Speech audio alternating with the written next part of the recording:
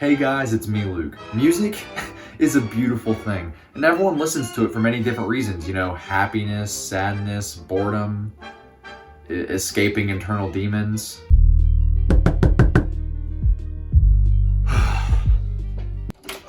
Yeah, what's up? What's up, man?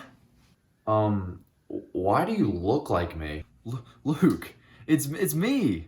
Your internal demons? Oh, right, my internal demons. No, not the mini baseball bat. Yeah, man, you know I had to get it. Now get out of here. My only weakness. What? I was listening to music. Plus, he does it like every other week, and it gets annoying. Anyways, for whatever reason you listen to music, I personally listen to music that will soothe myself after a long day of hard work. So, with that being said, let's listen to one of the most soothing albums I know.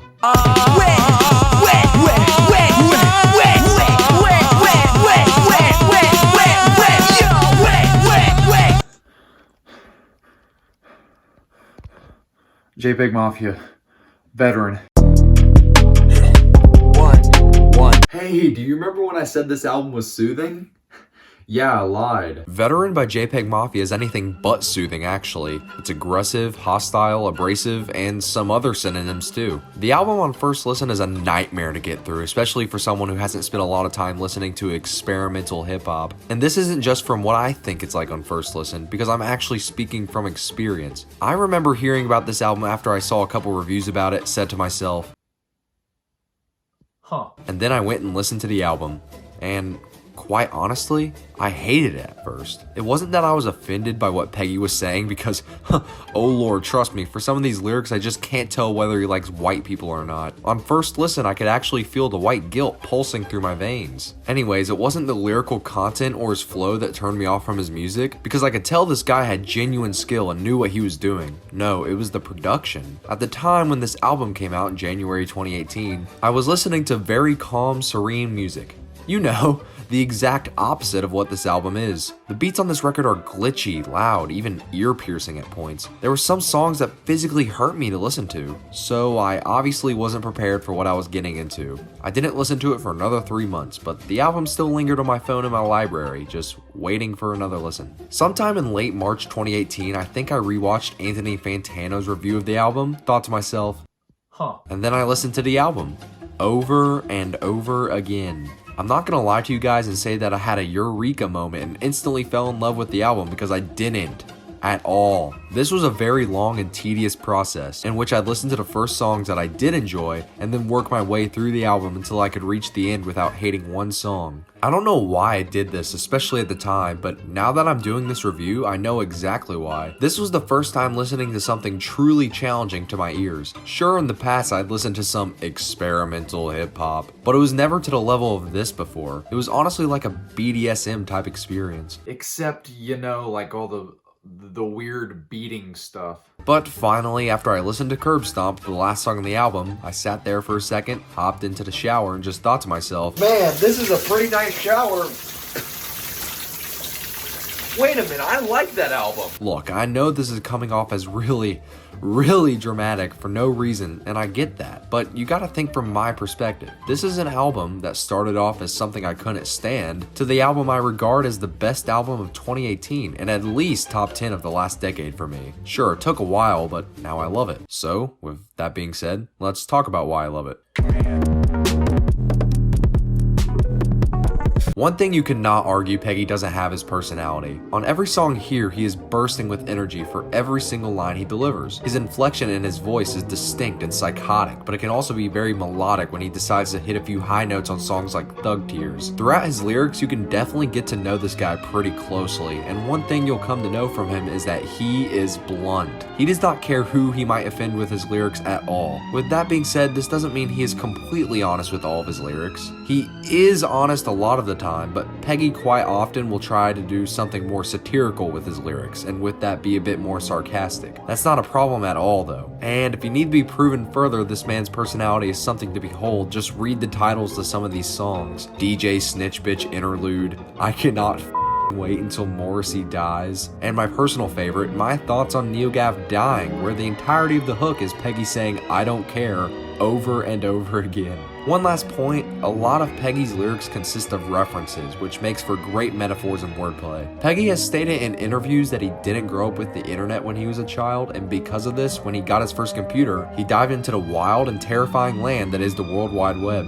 And with this being said, a lot of these references are based within internet culture, as well as samples from video games, YouTube clips, and other mediums. This sample work can get pretty wacky at times and creates for some unforgettable moments. Speaking of samples,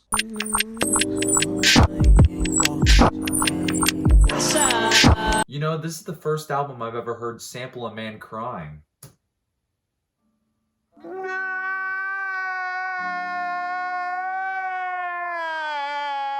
This is music. yeah, the viral internet clip of that man crying is the key melody throughout almost the entire song of Rainbow Six featuring Young Midpack. As weird as this sounds, the sample, while disorienting at first, perfectly molds with the rest of the track. And if the song didn't include the sample, it wouldn't sound as menacing as it does. The song easily is one of the darkest moments on the album, and the production completely sells this tone. I think the most unique thing about JPEGMAFIA's sample work is the fact that even if the sample is something everyone's heard before, for example Butterfly Effect by Travis Scott, he doesn't use his samples in the way you'd think. As for the Travis song, instead of using a vocal snippet to make a melody or the beat from the song, he altered Travis's vocals to the point where they were almost robotic. I didn't even know Travis Scott was sampled on the song the first few times I listened. I just thought, man, Peggy really just stole Travis Scott lyrics for his own song. This is what makes these songs so perplexing, is the sporadic nature of the samples. Well, it's not entirely the samples, it's more the fact that the songs sound like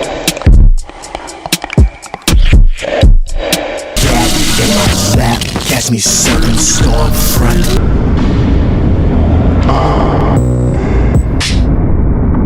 yeah, these instrumentals aren't exactly, accessible. With the exception of 1539 North Calvert and somewhat Thug Tears, songs that have more poppy sounding beats, the rest of the songs here have a little bit of a learning curve. Whether it's songs that sound like a throat crackling with Rock and Roll Is Dead, songs that have a manic ODB sample screaming at you like with Real N-Word, or whether Peggy's rapping over literal white noise like on 1488. I cannot tell you how Peggy somehow made a song with an instrumental that sounds like white noise go so hard. The fact he could even make a drum pattern on this is insane to me. I'll say one more thing about this production. As off-kilter and spastic these beats are, they are so damn catchy. Now, you could be saying, Luke, what the hell? How does any of this sound catchy? And here's what I say. Catchy doesn't mean it has to be accessible. The song doesn't need to have a hook or consistent rhythm to be catchy. Instead, it just has to get stuck in your head. I can't tell you how long the melody of Curb Stomp was in my head for, and that beat sounds like reverbed sneaker squeaks. It doesn't make it any less catchy than your run-of-the-mill pop song.